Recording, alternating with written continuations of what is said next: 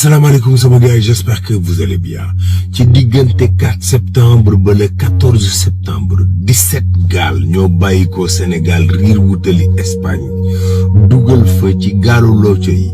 1712 doomi Sénégal xosantoo ca Kédougou procureur nee na nañu wàcc 37 personnes yi ñu jàppoon ci manifestation yi 678 le police ne teg nañ leen loxo ay arrestation ci opération de sécurisation bu am politique Amadou Ba Abdoulaye Daouda Diallo finalement dina ko jàppale PS dinañ ko jàppale Lat Diop nee na moom daal buggul kii daal moom buggul ministre moom LONASE la bëgg waa Pastef saisir nañ Cour suprême pour tas bi ñu tas seen parti bi ñu annulé ko mais mën a busu daal leen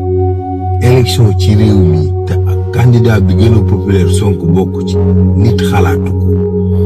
njàngale mi boo sàgganul at mi ñu jëm dafa nar a am ay perturbation ndax élection yi parrainage yeeg yooyu Cheikh Oumar Anne ngi ciy góorgóorlu